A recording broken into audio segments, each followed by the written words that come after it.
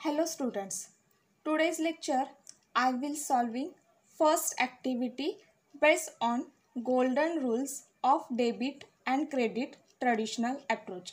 So let's start our lecture. Last lecture ला आपण golden rules of debit and credit traditional approach हे rules बघितले होते की ज्यामध्ये आपण पर्सनल अकाउंट, रियल अकाउंट आणि नॉमिनल अकाउंटचे गोल्डन रूल बघितले होते. पर्सनल अकाउंटचे गोल्डन रूल आहे आपला debit the receiver and credit the giver. Real अकाउंटचा आपल्याला गोल्डन रूल आपण बघितला होता debit what comes in and credit what goes out. आणि नॉमिनल अकाउंटचा आपण गोल्डन रूल बघितला होता debit all expenses and losses, credit all income and gains. हे रूल आपण बघितले होते आणि त्यावर डिपेंड आपण लास्ट लेक्चरला एक सिंपल एक्झाम्पल बघितलं होतं.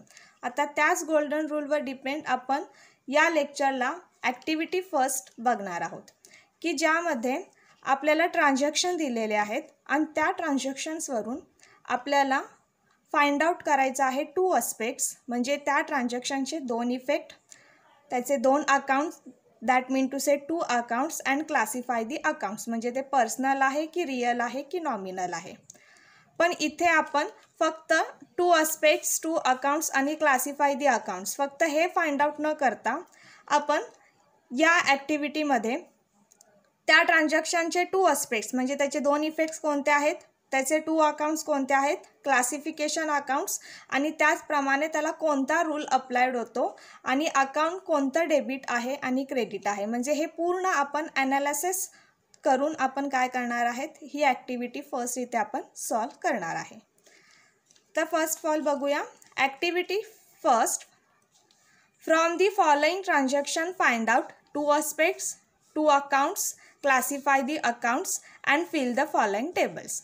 आपल्याला खाली ट्रान्झॅक्शन दिलेले आहेत, त्या ट्रान्झॅक्शनवरून आपल्याला टू अस्पेक्ट्स, टू अकाउंट आणि क्लासिफाय दी अकाउंट हे काय करायचं आहे फाइंड आउट करायचं आहे. First transaction is a started business with cash ₹50,000. Second transaction is a purchase machinery on credit from Avinash ₹20,000. Third transaction is a purchase goods ₹5,000 from Rahul on cash. Fourth transaction is a sold goods to Aniket ₹6,000 on credit, and fifth transaction is a paid salary ₹1,000, and last transaction is a sold old tables for ₹3,000. म्हणजे हे transaction आपल्याला 6 transaction या ॲक्टिव्हिटीमध्ये आपल्याला दिलेले आहेत आणि त्यावरून आपल्याला इथे काय करायचं आहे टू अस्पेक्ट्स, टू अकाउंट आणि क्लासिफाय दी अकाउंट्स हे काय करायचं आहे फाइंड आउट करायचं आहे.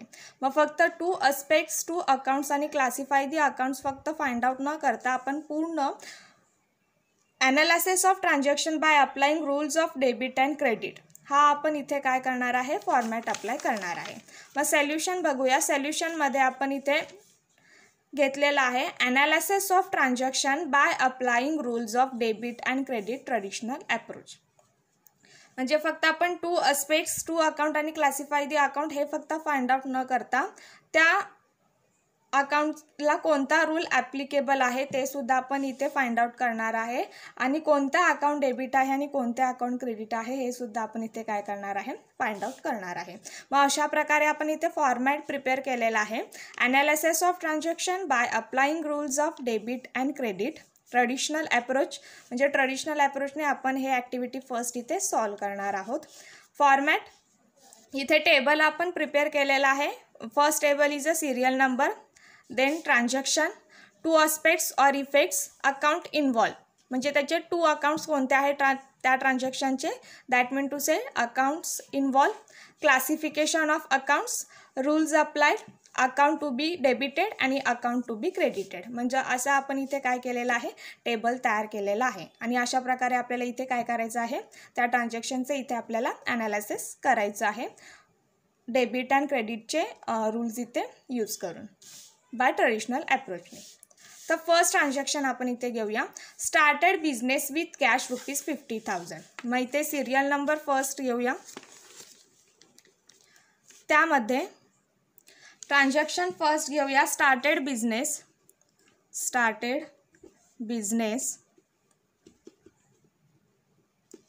With cash ₹50,000. ₹50,000. याचा अर्थ काय की 50,000 रुपये गुंतवून आपण इथे व्यवसायाची काय केलेली आहे, सुरुवात केलेली आहे.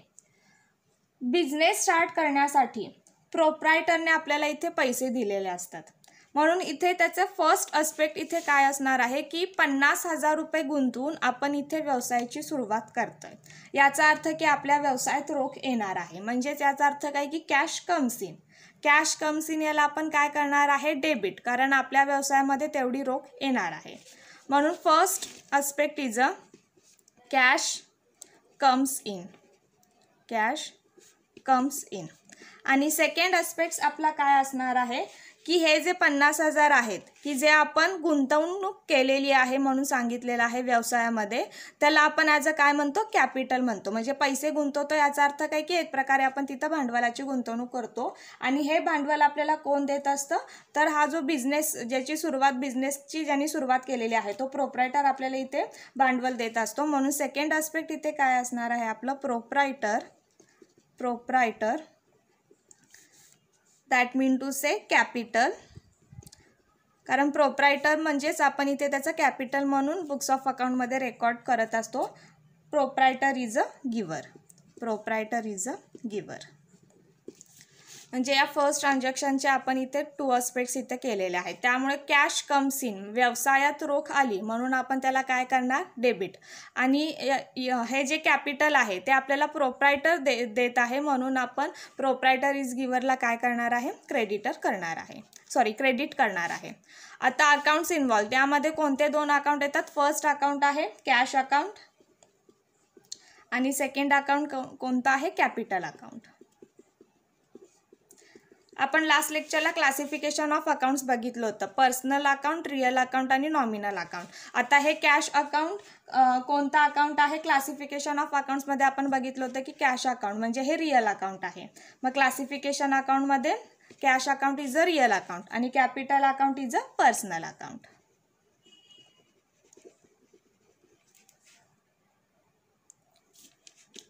आता कॅश कम्स इन हे आपलं डेबिट आहे आणि प्रोप्रायटर इज गिवर हे क्रेडिट आहे. तर कॅश अकाउंट हे रिअल अकाउंट आहे, तर इथे कोणता रूल अप्लाय होतो, रिअल अकाउंटचा डेबिट रूल कोणता आहे, आपला डेबिट रूल कोणता आहे, डेबिट व्हॉट कम्स इन. म्हणून इथे कोणता रूल ॲप्लिकेबल होणार, debit what comes in.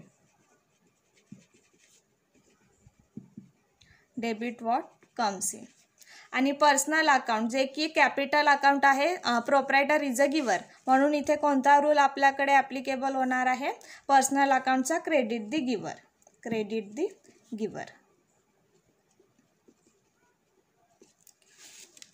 Accounted to be debited, debit आपण कोणत्या अकाउंटला केलेला आहे, कॅश अकाउंटला.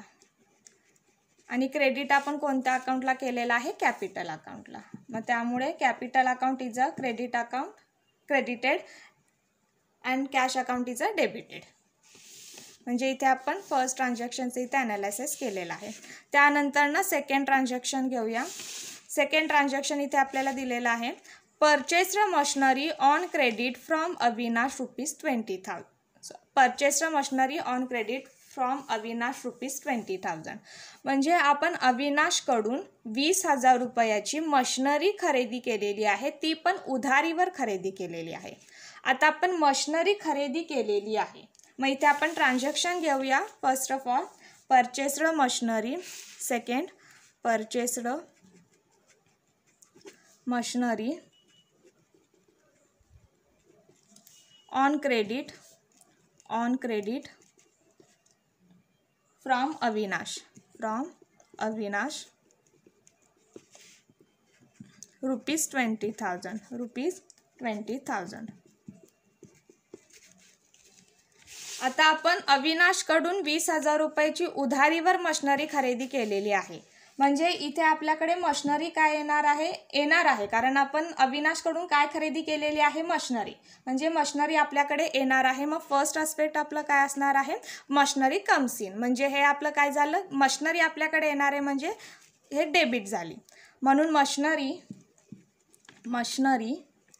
कम्स इन, म्हणजे मशिनरी अकाउंट आहे कोणता अकाउंट आहे आपलं, debit account. Machinery comes in.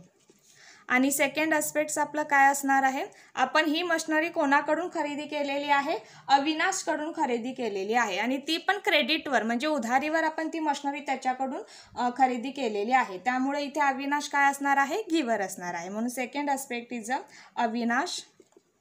Avinash is a giver. म्हणजे आपण अविनाशकडून उधारीवर ती मशिनरी खरेदी केलेली आहे म्हणून अविनाश इथे आपला काय असणार आहे, क्रेडिटर असणार आहे. म्हणून सेकंड आस्पेक्ट्स आपण काय इथे फाइंड आउट केलेला आहे की अविनाश इज अ गिवर. आता यामध्ये दोन अकाउंट आपले कोणते आहेत, फर्स्ट अकाउंट आहे मशिनरी अकाउंट आणि सेकंड अविनाश अकाउंट.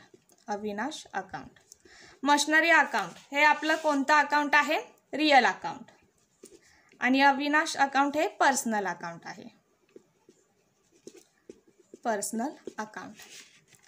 मग इथे कोणता रूल ॲप्लिकेबल होतो, रियल अकाउंटचा debit rule, debit what comes in.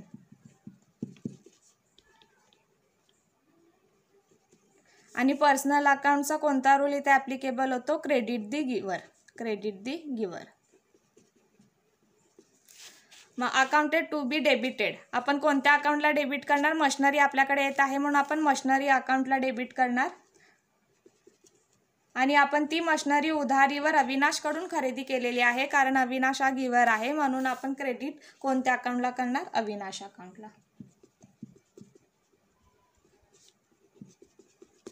म्हणजे अशा प्रकारे आपण इथं सेकंड ट्रान्झॅक्शन बघितलेलं आहे. त्यानंतर थर्ड ट्रान्झॅक्शन बघूया. Third transaction purchased goods ₹5,000 from Rahul on cash. आपण राहुलकडनं 5,000 रुपयाचा माल खरेदी केलेला आहे पण तो कशाने खरेदी केलेला आहे, कॅशने म्हणजे रोखीने आपण त्याच्याकडून माल खरेदी केलेला आहे. त्यामुळे राहुल हे जे वर्ड्स आपल्याला जे नाव दिलेलं आहे या नावाचे इथे काहीच अर्थ नसणार आहे कारण आपण राहुलकडून माल खरेदी कसं केलेलं आहे, रोखीने खरेदी केलेला आहे. त्यामुळे इथे आपलं फर्स्ट आस्पेक्ट काय येणार आहे, first of all transaction write down करू. Third transaction purchased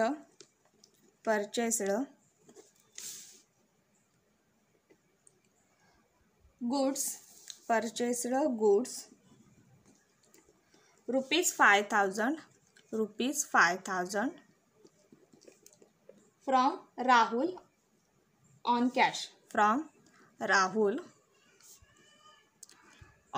cash. मग आपण राहुलकडनं 5,000 रुपयाचा माल रोखीने खरेदी केलेला आहे. आता आपण माल खरेदी केलेला आहे म्हणजेच इथे फर्स्ट आस्पेक्ट आपलं काय येणार आहे की माल खरेदी केलेला आहे म्हणजे आपण परचेस केलेला आहे. त्यामुळे इथं फर्स्ट आस्पेक्ट आपलं काय असणार आहे, परचेस इज अन एक्सपेन्सेस म्हणजे परचेस अकाउंटला आपण इथे काय करणार, debit. Purchase is an expenses कारण आपण खरेदी करतो म्हणजे एक प्रकारे तो आपला खर्च झाला म्हणून परचेस इज अन एक्सपेन्सेस. आणि सेकंड आस्पेक्ट काय असणार आहे की आपण माल खरेदी केला पण माल खरेदी केला तो आपण रोखीने खरेदी केला म्हणजे आपल्याकडची जी कॅश आहे ती कॅश आपल्याकडची जाणार म्हणून सेकंड आस्पेक्ट इथं काय येणार, कॅश गोज आउट कारण आपल्याकडचे पैसे जाणार माल खरेदी केल्यामुळे.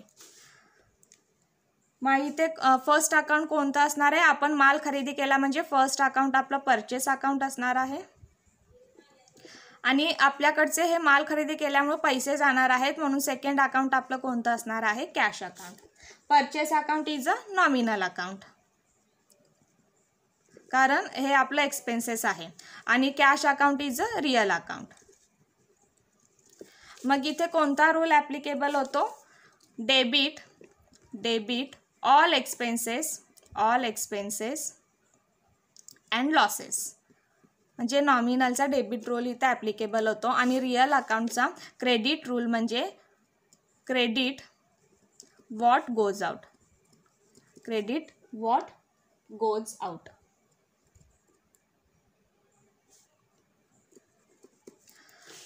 त्यामुळे अकाउंटेड टू बी डेबिटेड म्हणजे आपण परचेस अकाउंटला काय करणार, डेबिट करणार म्हणून purchase account is a debit आणि क्रेडिट कोणत्या अकाउंटला करणार, कॅश अकाउंटला कारण आपण माल खरेदी केला म्हणजे आपल्याकडे तो माल आला म्हणून परचेस अकाउंट डेबिट आणि तो आपण रोखीने माल खरेदी केला आपल्याकडची कॅश गेली म्हणून cash account is a credit.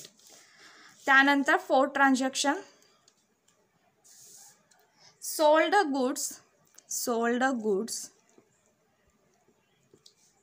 To Aniket ₹6,000 on credit. आता आपण माल विकलेला आहे 6,000 रुपयाचा अनिकेतला, पण ते उधारीवर आपण माल विकलेला आहे. आता आपण माल विकलेला आहे ते पण अनिकेतला उधारीवर, म्हणजे तो माल अनिकेतला मिळणार आहे, म्हणजे अनिकेत हा काय झाला, रिसिव्हर झाला. म्हणजे फर्स्ट आस्पेक्ट इथे काय येणार, अनिकेत इज अ रिसिव्हर. म्हणून अनिकेत अकाउंट हे आपण इथे काय करणार, डेबिट, कारण आपण हा माल कोणाला विकलेला आहे, अनिकेतला. आणि सेकंड आस्पेक्ट काय असणार आहे की आपण इथे माल विकलेला आहे, म्हणजे आपण इथे सेल केलेली आहे, विक्री केलेली आहे, त्यामुळे सेल हे आपलं काय आहे, इन्कम आहे. म्हणून सेकंड आस्पेक्ट काय असणार आपलं, सेल्स इज ॲन इन्कम. मग आता फर्स्ट अकाउंट आपलं कोणतं असणार आहे इथे, अनिकेत अकाउंट, कारण आपण माल कुणाला सेल केलेला आहे, अनिकेतला, क्रेडिटवर. आणि त्यानंतर सेकंड अकाउंट आपलं कोणतं असणार आहे, सेल्स अकाउंट असणार आहे की जे आपलं इन्कम आहे. त्यामुळे अनिकेत अकाउंट हे कोणतं अकाउंट आहे, पर्सनल अकाउंट. आणि सेल अकाउंट हे आपलं कोणतं अकाउंट असणार आहे, नॉमिनल अकाउंट. मग इथे कोणता रूल अप्लाइड होतो, पर्सनल अकाउंटचा डेबिट दी रिसिव्हर.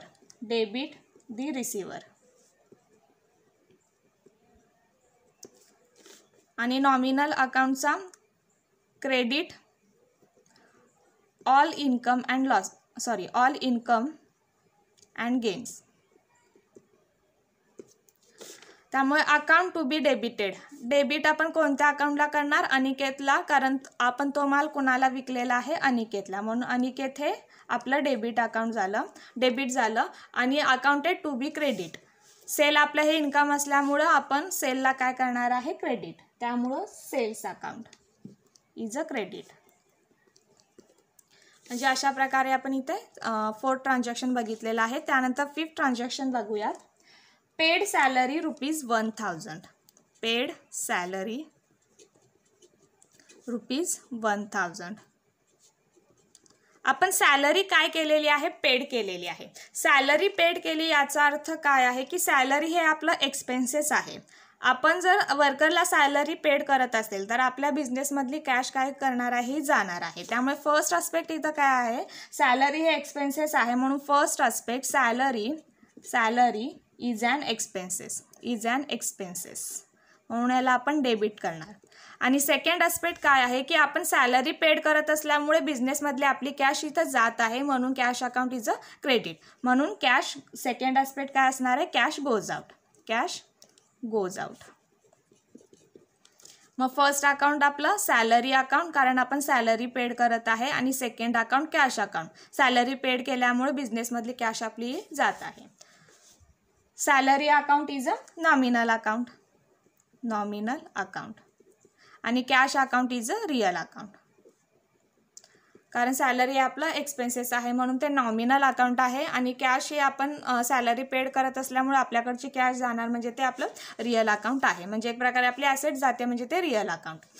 नॉमिनल अकाउंटचा इथे कोणता रूल ॲप्लिकेबल होणार, debit all expenses and losses. आणि रिअल अकाउंटचा क्रेडिट रूल कोणता आहे आपला, क्रेडिट व्हॉट गोज आउट, कारण आपली कॅश इथे जात आहे. त्यामुळे अकाउंट टू बी डेबिटेड म्हणजे सॅलरी अकाउंट हे आपलं डेबिट असणार आहे, कारण आपण सॅलरी पेड करतोय. आणि सॅलरी पेड करत असल्यामुळं आपल्या बिझनेसमधली कॅश जाणार आहे, त्यामुळं cash account is a credit. म्हणजे अशा प्रकारे आपण इथं 5th ट्रान्झॅक्शन बघितलेलं आहे. त्यानंतर लास्ट ट्रान्झॅक्शन बघणार आहोत. Sold old tables for ₹3,000. आपण जे ओल्ड टेबल आहेत ते आपण काय केलेले आहेत, सोल्ड केलेले आहेत 3,000 रुपयाला. म्हणजे ओल्ड टेबल हे आपण 3,000 रुपयाला काय केलेलं आहे, विकलं आहे. आता ओल्ड टेबल अर्थातच हे काय आहे, ओल्ड टेबल म्हणजे हे आपलं फर्निचर असणार आहे की ज्याला ओल्ड टेबल म्हणजे हे टेबल्स म्हणजे हे फर्निचर आहे, त्यामुळे ओल्ड टेबल्सला आपण काय इथे फर्निचर अकाउंट म्हणतो. त्यामुळे आता हे ओल्ड टेबल आपण 3000 रुपयाला विकलेले आहेत. आता हे आपण सेल केलेले आहेत म्हणजे आपल्याकडे काय येणार आहे, कॅश येणार आहे. म्हणून फर्स्ट आस्पेक्ट आपलं काय असणार आहे, कॅश कम्स इन, कारण आपण ते फर्निचर विकलेलं आहे म्हणून कॅश कम्स इन.